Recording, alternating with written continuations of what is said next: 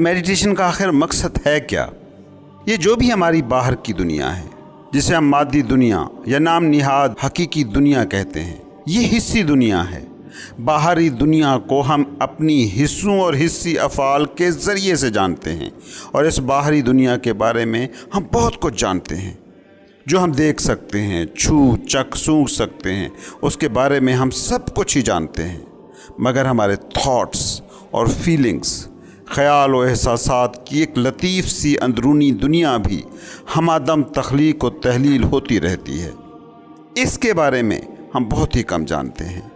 Meditation کا بنیادی مقصد اس لطیف دنیا کے بارے میں جاننا ہے۔ یہ دنیا عموماً ہم انکانشیسلی جیتے ہیں۔ میڈیٹیشن اس دنیا کو بھی شعور کی سطح پر جینے کا نام ہے، اور یہ بھی میڈیٹیشن کا بس پہلا ہی درجہ ہے۔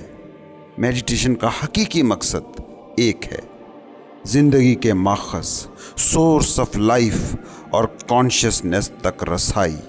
میڈیٹیشن کی حیران کن دنیا اس وقت زندگی کی سب سے بڑی حقیقت بن جاتی ہے جب یہ انسان کے کردار پر گہرے انداز میں اثر انداز ہوتی ہے۔ یاد رکھیں کہ انسان غلامی بس اسی کی کرتا ہے جس کے بارے میں وہ نہیں جانتا، جو انکانشیس ہے، جو عادتی ہے، جو سوئے سوئے ہو رہا ہے۔ صرف اسی کی غلامی ہو سکتی ہے۔ جس کے بارے میں تم جانتے ہو اس کی غلامی ناممکن ہے، اس کے تم آقا ہو جاتے ہو۔ آگ جلاتی ہے، یہ تم جانتے ہو، اس لیے کبھی آگ میں تم ہاتھ نہیں ڈالتے۔ لیکن غصہ جلاتا ہے، یہ بات چاہے تم مان رہے ہو مگر جانتے نہیں ہو، اس لیے غصے سے، حسد سے جلتے رہتے ہو۔ جو جان لیا گیا اس کے تم آقا ہو، ماسٹر ہو۔ مائنڈ کی غلامی اسی لیے ہے کہ مائنڈ جانا ہی نہیں جاتا۔ میڈیٹیشن جب آپ کرتے ہیں تو اسی مائنڈ کو جانتے ہیں، اس کو خود سے الگ کر کے دیکھتے ہیں۔ اسی کو گرو کہتے ہیں نو مائنڈ کی حالت، جس کا قطعاً مطلب یہ نہیں ہے کہ مائنڈ رہے ہی نہ۔ اس کا مطلب بس اتنا سا ہے کہ مائنڈ تم نہ رہے۔ تم یہ ذہن مائنڈ نہیں ہو، بلکہ تم وہ ہو جس کا یہ ذہن ہے۔ بس یہ شعور پیدا ہوتے ہی دماغ کی غلامی سے تم آزاد ہو جاتے ہو۔ اپنی پوری زندگی کو سامنے رکھو، اس پر غور کرو تو جانو گے کہ جو بھی تم میں برائی تھی، کمی تھی، کجی تھی، اس پر اگر تم نے قابو پایا ہے تو کیسے پایا ہے؟ صرف اس کے بارے میں جان کر۔ جیسے ہی دریافت ہو گیا کہ یہ برائی ہے، یہ کمی ہے، اس کی وجوہات سمجھ لی گئیں، اس کے کام کرنے کا ڈھنگ جان لیا گیا، تو صرف یہ جان لینا، یہ نوئنگ آپ کو اس گناہ سے، اس کمی سے، کردار کی اس کجی سے آزاد کر دیتا ہے۔ یاد رکھیں، دنیا کا ہر صوفی یہی کہتا رہا ہے کہ شعور کے دیے میں لاشعور کے اندھیرے کے وجود کا امکان ہو ہی نہیں سکتا۔ اس لیے صوفی لمحہ موجود میں جینے کی بات کرتا ہے۔ جب ماضی اور مستقبل میں آپ بھٹکنا شروع ہو جاتے ہیں تو اس پل میں جو ہو رہا ہے وہ سارا انکانشیس ہو جاتا ہے۔ یہی انکانشیسنس غلامی ہے، جو تھکاتی ہے، جو بور کرتی ہے۔ خود سوچو نا، غلامی کیسے بور نہ کرے، کیسے نہ تھکائے؟ جب آپ اپنے ہر پل میں پوری طرح موجود ہوتے ہیں تو آپ کے اندر شعور کا دیا جل رہا ہوتا ہے، اور اس دیے میں کوئی بھی تاریک گوشہ آپ کے کردار کا حصہ نہیں بن پاتا۔ میں ہمیشہ ایک مثال دیا کرتا ہوں کہ ایک مشین کا ٹکڑا ہو، فرض کریں ایک موبائل، دو لوگوں کو دیا جائے اور انہیں کہا جائے کہ اس موبائل کے ایک ایک پیج کو کھول کر اس کو پرزا پرزا کر کے الگ کر دو۔ ان میں سے ایک آدمی یہ کرتا ہے کہ اس کا ہر پیج احتیاط سے کھولتا ہے، نشان لگاتا جاتا ہے کہ کون سا پرزا کون سے مقام سے لیا گیا، کون سا پیج کہاں سے اکھیڑا گیا۔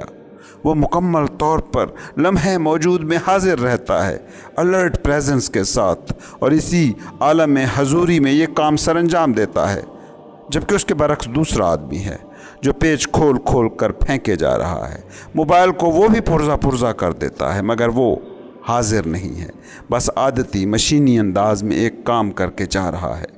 اب جب دونوں یہ موبائل کھول چکیں और उन्हें कहा जाए कि अब दोबारा इस मोबाइल को पैक करो, दोबारा इसके कल पुर्जे जोड़ कर दिखाओ, तो कौन शख्स होगा जो दोबारा उसको जोड़ सकेगा?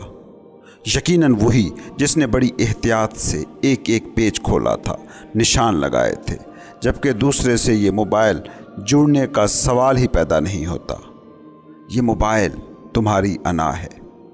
कितनी हैरत की बात है कि जिसे तुम मैं कहते हो, ये जो तुम्हारी अना है, वो सारी की सारी तुमने खुद बनाई है। उसमें एक एक इन्फॉर्मेशन तुमने खुद ऐड की है। अपनी हर आदत को तुमने खुद तख्लीक किया है। अपने हर रंग, हर ढंग को खुद तुमने चुना है। मगर वही तुम कि जो अपना ही इंतखाब है, क्यों खुद के लिए बायस अजियत हो गया है? वजह इसकी सादा है कि तुमने ऊपर मोबाइल की मिसाल में मौजूद दूसरे आदमी जैसा ढंग अपनाया है। तुम जब खुद में कुछ ऐड कर रहे थे, बेहोश थे। जो इर्द गिर्द से मिला ले लिया, जो घर समाज ने सिखाया सीख लिया, जो मदरसे स्कूल ने दिया ले लिया। जो ले रहा था वो मगर सो रहा था, वो जो ले रहा था वही तो असल तुम थे। गौर से देखें अपने समाज के लोगों को, ये दुखों में डूबे हैं। कहाँ से आ रहे हैं ये दुख? ये स्ट्रेस्ड हैं। कहाँ से आया ये स्ट्रेस? ये एंजाइटिक हैं। कहाँ से आई ये एंजाइटी? ये सारी उनकी अपनी चुनी हुई है। ये सारा उनका अपना इंतखाब है। बस इतने से फ़र्क के साथ कि ये मोबाइल खोल रहे थे और हर पेज को उखाड़ उखाड़ कर फेंके जा रहे थे। कोई निशान नहीं, कोई तरतीब नहीं, अलर्टनेस नहीं, हजूरी नहीं, शऊर नहीं। अब जब दुख आ गया तो उन्हें समझ ही नहीं आ रहा कि कौन सी चीज़ कहाँ से ली थी। मेरी वीडियोस को सुनने वाले बहुत से नौजवान लड़के और लड़कियां मुझसे रब्ता करते हैं। उनके सवाल कुछ इस तरह के होते हैं कि हम अना को कैसे मारें, माइंड को कैसे रोकें। मैं उन्हें हमेशा एक बात कहता हूँ कि अना को मारना नहीं है, दिमाग को दबाना नहीं है, बस इनको देखना है, दुरुस्त देख लेना है, जान लेना। और जो तुम जान लेते हो उसकी ग़ुलामी नामुमकिन है।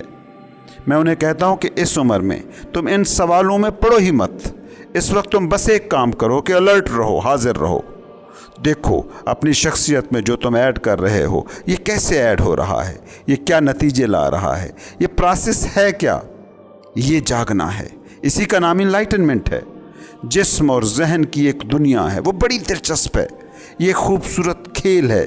इसको तजना और त्यागना नहीं है, बस जाग कर अपनी पर्सनैलिटी को बनाना है। कल वो वक्त आएगा कि जब तुम्हें खुद में ऐड की हुई चीज़ें परेशान करेंगी, लेकिन तुमने अगर मोबाइल के पेज पुर्जे एहतियात से, होशियारी से निशान लगाकर खोले होंगे, अगर तुम्हें कोडिंग याद होगी तो डीकोडिंग बहुत आसान होगी। ये दोनों चीज़ें मेडिटेशन हैं। अना को जाग कर बनाना और अना जब पल कर तैयार हो जाए और डिस्टर्ब करने लगे तो मेडिटेशन में बैठकर उसका तज्जिया करना। ये दोनों एक ही प्रोसेस का हिस्सा हैं। अपना किरदार लाशऊरी जब्र के तहत मत बनाओ, बस जाग कर बनाओ। तुम सूफ़ी हो, याद रखना, जागे हुए सूफ़ी बेदार रूह इंसान का दिमाग भी वैसे ही काम करता है जैसे आम आदमी का। उसकी अना भी वैसे ही एक्ट करती है जैसे बाकी इंसानों की। फ़र्क बस इतना है कि वो जानता है कि ये मेरा दिमाग है, ये मैं नहीं हूँ। माइंड और शऊर के दरमियान ये खला दरियाफ्त कर लेना है मेडिटेशन। माइंड एक पुर्जा है जिसका हमारी मादी ज़िंदगी बतौर स्पीशी हमारे सर्वाइवल में एक बड़ा अहम किरदार है। ये जहन एक बड़ी कमाल शय है, एक पूरी दुनिया इसमें आबाद है। इससे नफ़रत, इससे बेजारी तख्लीक नहीं करनी, बस इससे एक हारमोनियस ताल्लुक़ बनाना है। गुरु जब कहता है कि नो माइंड की हालत का नाम है मेडिटेशन, तो उसका बस इतना सा मतलब होता है कि माइंड और मैं दो चीज़ें हैं। मैं मालिक हूँ और माइंड मेरा खादिम। नो माइंड का कतन ये मतलब न समझ लेना कि दिमाग में ख़यालात ही ना उभरें। जहन का काम है ख़यालात को तख्लीक करना, मंसूबे बनाना, हिकमत अमलियाँ बनाना। इसमें माजी से सबक भी शामिल है, मुस्तकबिल की मंसूबा बंदी भी शामिल है, और ये नॉर्मल है। एबनॉर्मल ये है कि इसी जहनी अमल को अपना आप समझ लिया जाए।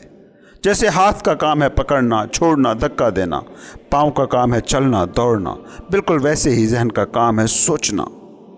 मादी ज़िंदगी को महफूज और आरामदेह बनाना, ये इसकी बेसिक नेचर है, ये कभी बदलेगी ही नहीं। और जो इसको बदलने की कोशिश में है वो गलत ट्रैक पर है। दुरुस्त ट्रैक है इसको अपने दायरे तक रखना। मादी वजूद, नफ्सियाती ढांचे, तुम्हारी जिस्मानी बका, ये सारे प्रोसेस जहन के हैं, इन्हें ऐसा ही होना चाहिए। मुसीबत वहाँ से शुरू होती है जब ज़िंदगी का सारा तजर्बा बस मेंटल रह जाता है, जहनी हो जाता है। यहाँ से सोचें हस्ती के आसमान पर बादल बनकर धुंध तारी कर देती हैं। यही वो बुनियादी वजह है कि दुनिया का हर मज़हब इबादत की बात करता है, हर सूफ़ी मराकबे पर ज़ोर देता है, हर गुरु मेडिटेशन की तालीम देता है। ये इबादत, ये मराकबे, ये मेडिटेशंस सारी की सारी इसी मकसद के लिए होती हैं कि माइंड के मैं हूँ के थॉट और ज़िंदगी के मैं हूँ के एहसास का फ़र्क रहे। यकीन माने कि इस वक्त इंसान जिन भी मसाइल का शिकार है, इन सब से आज़ादी मुमकिन है। ज़रूरत है सिर्फ स्मार्ट होने की, ज़रूरत है एक बड़े पस मंज़र में ज़िंदगी को देखने की।